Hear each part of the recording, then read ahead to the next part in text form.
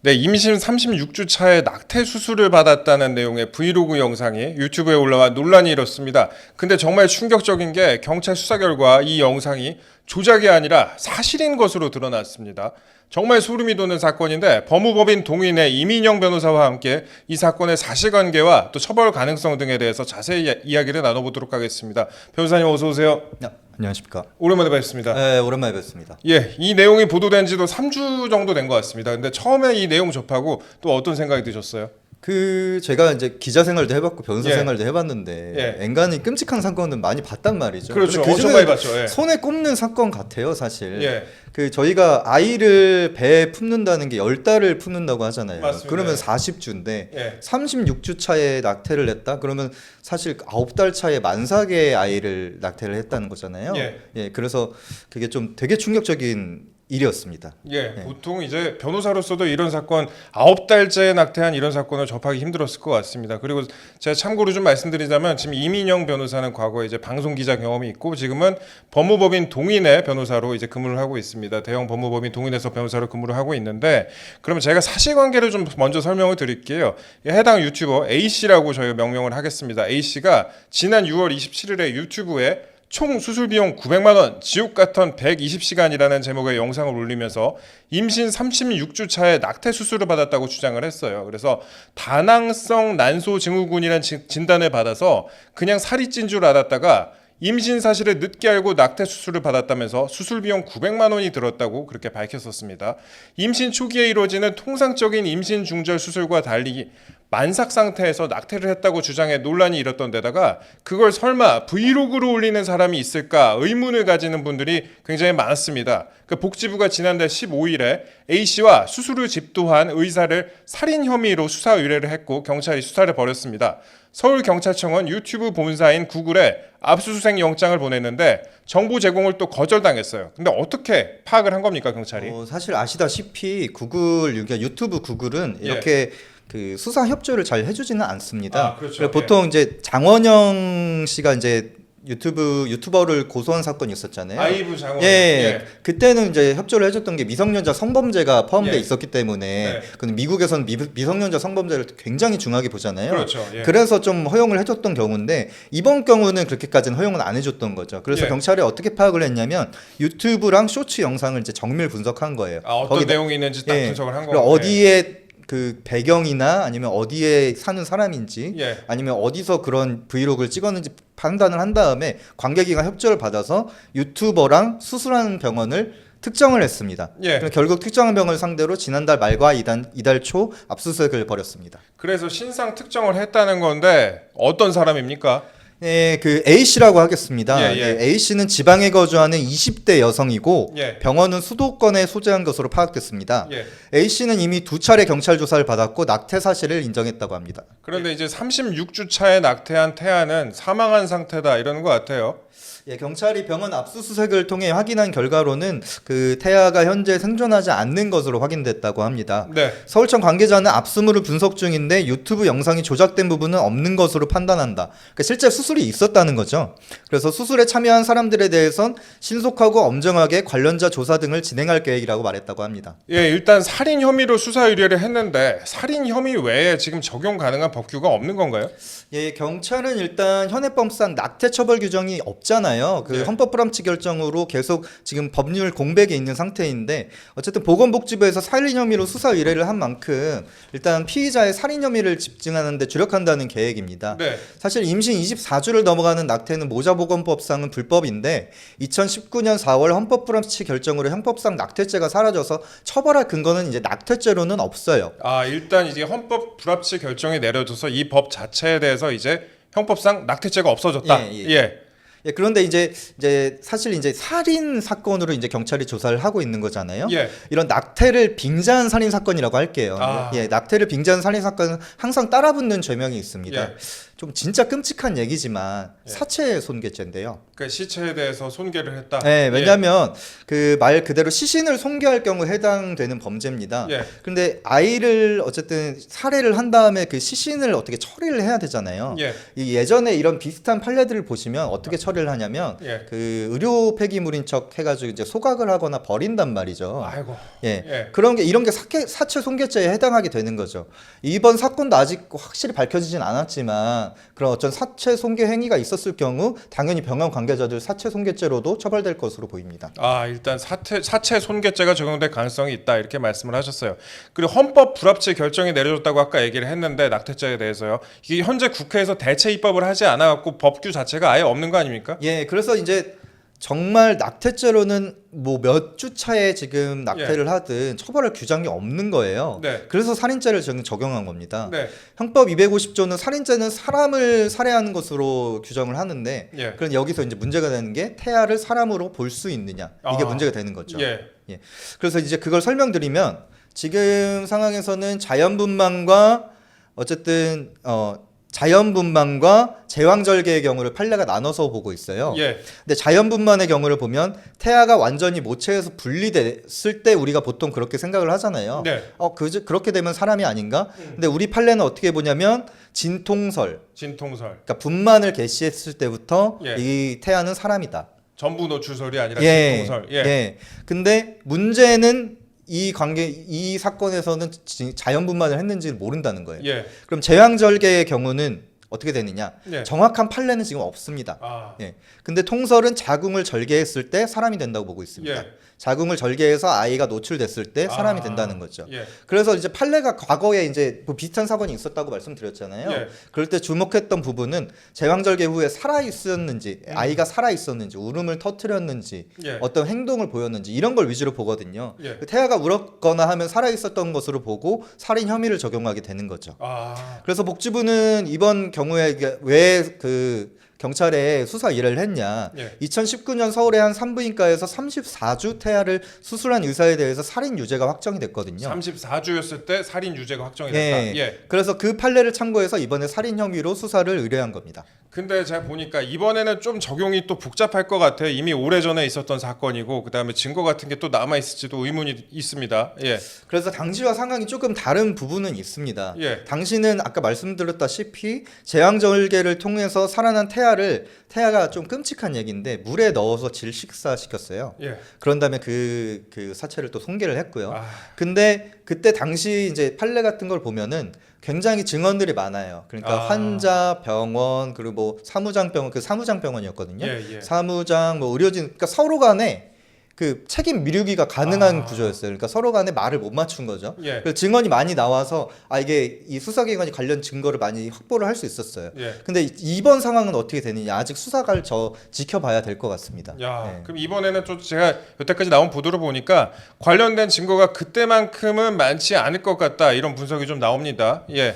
그 경찰은 36주 태아가 산모 배 밖으로 나왔을 때 살아 있었는지 예. 또 수술실에서 어떤 행위가 있었는지를 구체적으로 파악하는데 수사력을 모은다고 합니다. 네. 그 전에 마찬가지 판례대로 그런 진술들 위주로 청취를 하게 되겠죠. 예. 근데 살인이 그래서 경찰청 관계자는 뭐라고 얘기를 하냐면 예. 살인이 맞느냐를 입증해야 하는 어려운 수사고 음. 입증 자체가 전문적인 기법이나 진술이 필요한 상황이다. 아, 특히 진술이 진술이 필요한 필요한, 상황이다. 그래서 의료 감정 등을 거쳐 태아가 몇 주였는지 낙태인지 살인인지 특히 사산인지를 아. 확인해야 한다고 밝혔습니다. 사산인지 또 사산이 되게 되면 또 책임 소재가 그 처벌 자체가 또 어려워질 수도 있겠네요. 예. 사산이 된다면은 사실 처벌할 규정이 전혀 아, 없습니다. 예. 예, 왜냐하면 살인도 아니고요, 예. 낙태도 아니기 때문에 낙태죄는 없어지죠. 낙태라는 규정 자체가 예. 그 자연적인 분만 시기보다 일찍 억지로 예. 해서 죽이는 걸 말하잖아요. 네. 근데 사산이라면은 그건 낙태에 해당하지 않기 때문에 사실 처벌할 방법이 없게 되는 거죠. 그 사산 여부에 대해서 저희가 좀 이따 더 다뤄보도록 하고요. 이게 그럼 만약에 제가 예전에 봤을 때 혹시 이게 영아 살해죄 이런 거에 해당할 가능성이 있지 않을까? 영아를 살해했다는 영아 살해죄. 이 영아 살해죄로 처벌될 가능성은 없습니까? 그 결론부터 말씀드리자면 예. 영아 살해죄는 작년에 없어졌습니다. 아, 작년에 없어졌어요. 그 예. 영아 살해죄가 사실 경감 처벌 규정이었거든요. 그렇죠, 예. 그러니까 일반적인 사람을 살인한 것보다 조금 더 경감해서 처벌을 했단 말이에요. 그 이유가 뭐냐면 1950년대에 도입이 된 거예요. 예. 여기 영아 살해죄가. 그때 전후 시기에 얼마나 배를 굶었습니까, 사람들이. 그리고 좀 뭐 어려운 얘기지만 강간 이런 것도 많았단 말이에요. 그러니까 예. 치욕적인 그런 출산도 많았단 말이에요. 그런 것 때문에 산모가 좀 정신이 온전치 못한 상태에서 태아를 죽였을 때 예. 아 이거는 좀 경감해질 필요성이 있다. 그렇게 죄질이 나쁘지 않다. 예. 그렇게 해서 계속 유지가 되었던 건데 지금은 그런 시절이 아니지 않습니까?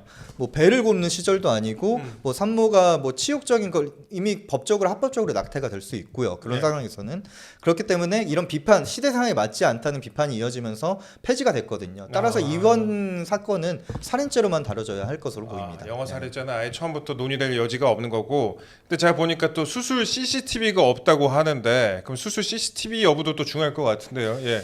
예, 일단 해당 병원 내부에는 CCTV가 설치돼 있지 않아서 의료법 위반 혐의도 경찰이 들여다보고 있다고 합니다. 아, 의료법을 위반했을 가능성이 있다. 예, 왜냐하면 서울청 관계자가 밝혔는데요. 작년 6월부터 의료법 개정으로 전신마취 등 환자가 의식이 없는 상태에서 수술하는 병원은 수술실 내부에 CCTV 설치가 의무화됐습니다. 예. 또 설치하지 않으면 500만 원 이하의 벌금에 처해집니다.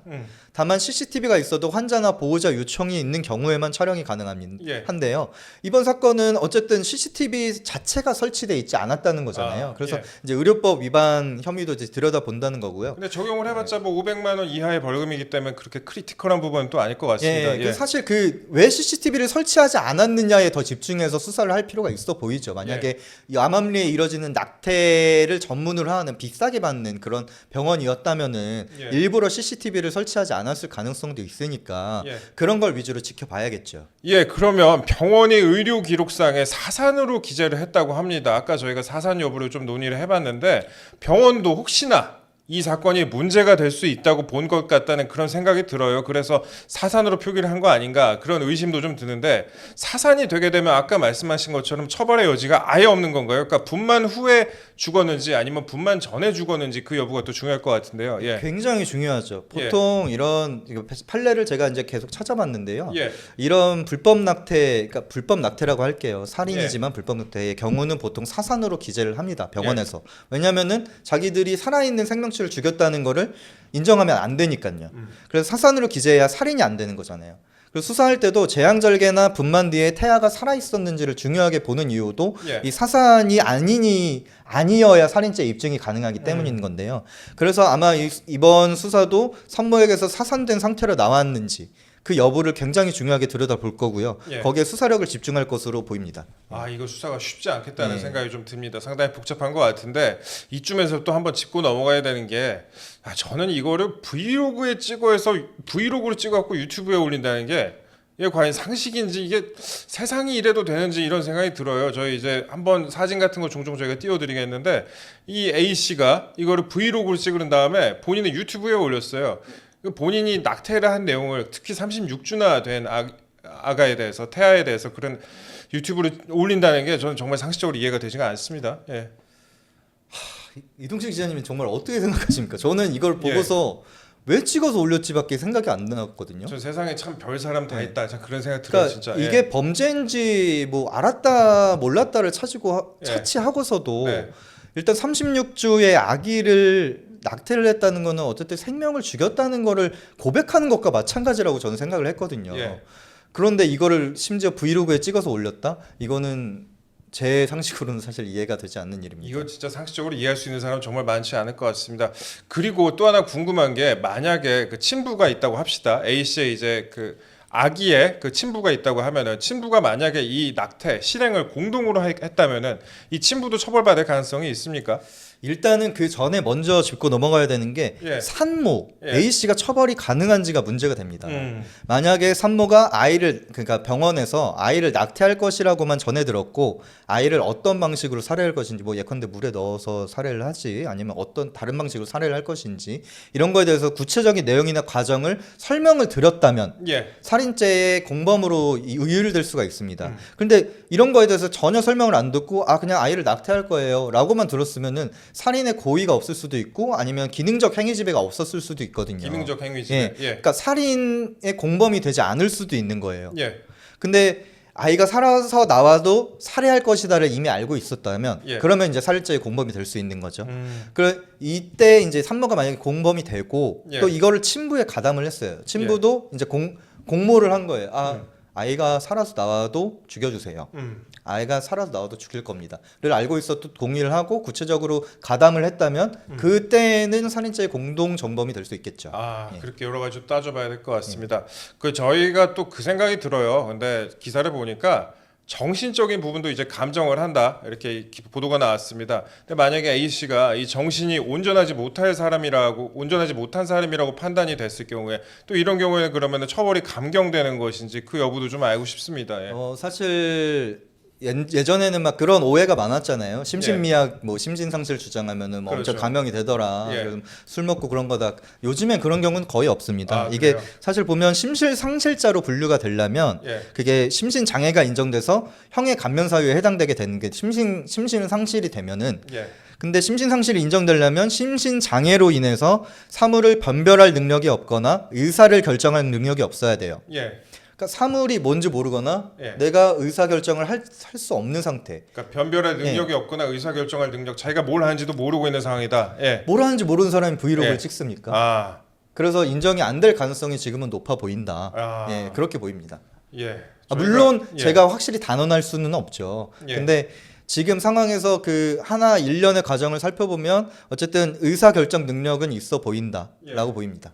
참 이 사건 정말 좀 쇼킹한 사건이 아닐 수 없는데 제가 참고로 좀 말씀을 드리자면 한국보건사회연구원이 지난 2022년 발표한 인공임신중절 실태조사에 따르면 지난 2020년 만 15세에서 만 44세까지 여성의 인공임신중절 추정 건수가 32,063건이라고 합니다. 32,063건이라고 하는데 아무리 그런 뭐 3만 건 넘게 그런 사건들이 많이 일어날지라도 이런 식으로 브이로그를 찍어서 유튜브에 올린다? 이거는 정말 세상에 어쩌다 이 정도까지 왔나 하는 충격적인 생각을 갖게 합니다. 예, 물론 엽기적인 사건이지만 여기서 또 따져봐야 되는 부분이 있습니다. 지금 낙태죄의 입법이 미비하다는 부분도 대체 입법이 지금 미비하다는 부분도 따져봐야 되는데요. 낙태죄가 지금 헌법 불합치 결정이 내려졌고 국회에서 이거에 대한 대체 입법을 지금 하지 않은 상황입니다. 그래서 예전 같았으면 낙태죄로 처벌을 할 수도 있었겠지만 과연 지금 이제 살인죄로 이거를 처벌을 하기 위해서는 또 얼마나 많은 수사와 또 사실관계를 밝혀야 하고 만약에 증거가 부족했을 경우에는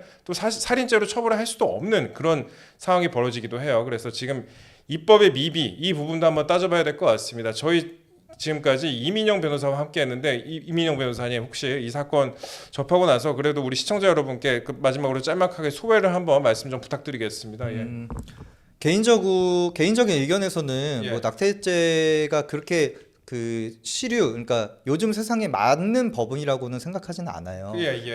여성의 자기결정권이 충분히 존중돼야 되는 건 맞는데 예. 그래도 모자보건법에서 24주 이후는 불법이라고 정한 거는 그때 이후로는 태아를 생명으로 볼 가능성이 훨씬 높기 때문이에요. 예. 근데 이번 사건은 그거를 그러니까 여성의 자기결정권을 넘어서서 예. 태아의 생명권 자체를 무시한 예. 그런 사건이지 않냐. 그래서 굉장히 좀 경종을 울리는 사건이지 않나 그렇게 봅니다. 예. 알겠습니다. 사실 이제 아기를 조금 일찍 낳게 되면은 8개월, 뭐 9개월 만에도 나오는 게 또 아기인데 지금 36주면 9개월을 꽉 채운 거잖아요. 거의 10개월 차에 접어드는 아기인데 이런 식으로 낙태를 했다는 점 이 부분도 좀 저에게는 좀 쉽게 이해하기가 좀 어려운 부분이고 그 다음에 그거를 또 유튜브에까지 올렸다는 거는 좀 많은 사람들의 상식에서 벗어나는 부분이라고 생각합니다. 예, 저희는 지금까지 법무법인 동인의 이민영 변호사와 함께했습니다. 저희는 앞으로 이 사건에 대해서도 또 종종 끝날 때까지 또 취재를 해가지고 또 보도를 하는 그런 기회를 갖도록 하겠습니다. 예, 시청해 주셔서 감사합니다.